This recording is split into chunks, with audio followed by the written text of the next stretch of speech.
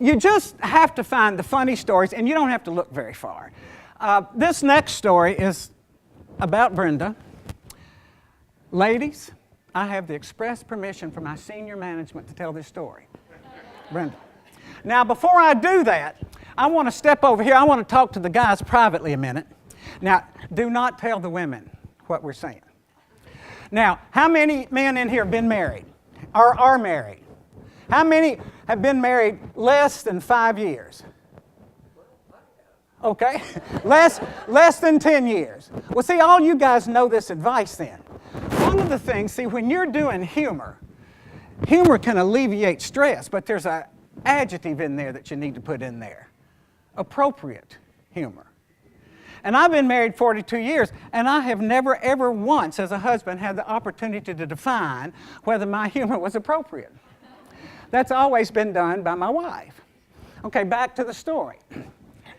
This story takes place on the first Saturday in May. Rob is home. He's our oldest son. He's home from college. We're on our back porch is fantastic. We have a screened-in back porch that's amazing.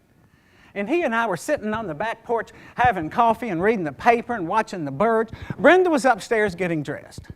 Brenda teaches pediatric nursing at St. Mary's Hospital in Huntington, and they were having a graduation service that day. She was upstairs getting dressed. Now let me tell you about my friend Brenda. She's brilliant. She's left brain. She reads medical books for fun and understands them. She is a clinician. You walk into her and you're covered with blood and cuts and bruises, and her clinician is going to kick in on her, and she's going to fix you and analyze you, and after a while you're going to be good to go. And she's also very literal. Valentine's Day, I love to cook.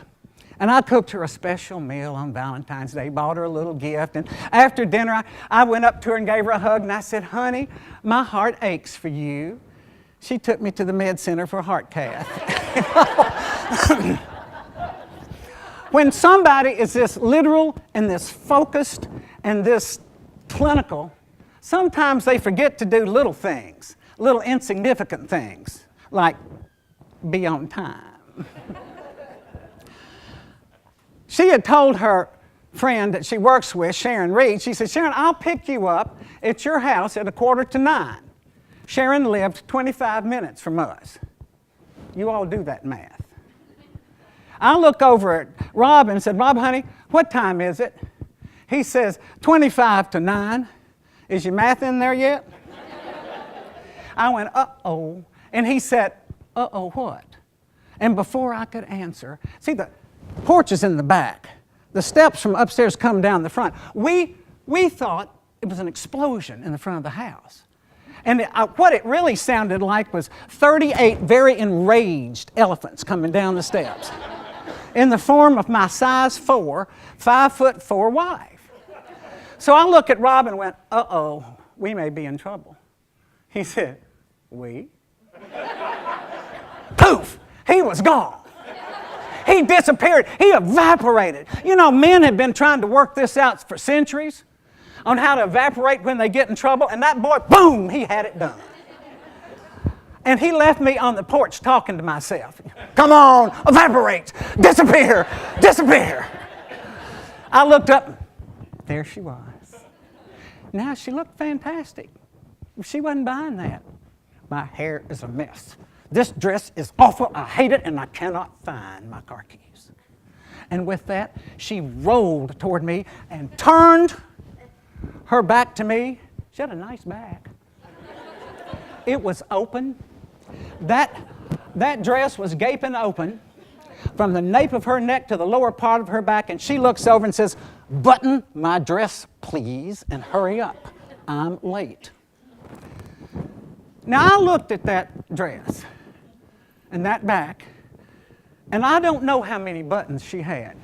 I'm guessing somewhere in the vicinity of maybe 1,000. I've never seen, have you ever seen, you all know what a little pearl button is? Little bitty button. And then you cover it with silk material. Now, we're not putting this into an eyelet. We're putting this into little silk loops.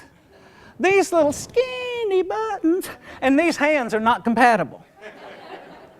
So I'm sitting there, standing there, trying to button these buttons. That was one of the times I have never felt closer to God, because I prayed that I could get through this alive. I finally finished. She backs up, turns around and says, "Now, how do I look?" And don't you lie to me. And I did two things. I told her the truth, first of all. She looked gorgeous. I said, "You look fantastic. I love that dress." Now, the second time, remember the word appropriate? I thought it was time for a little levity in the conversation. So I looked down at her feet and kind of told a little lie. I said, "I think the fact that you wore one blue shoe and one black shoe makes a statement." Her eyes got this big, and she had this terror look, and then all of a sudden she looked down to see if she was really wearing the wrong shoes, and she saw I was lying. She gave me the look. I was prepared to die. And then a miracle happened. It was a miracle. She relaxed. She came up to me and gave me a kiss and said, "I'll see you later." She walked toward the garage door. I'll never forget this. She, "Honey, when I get home, I will never stop killing you."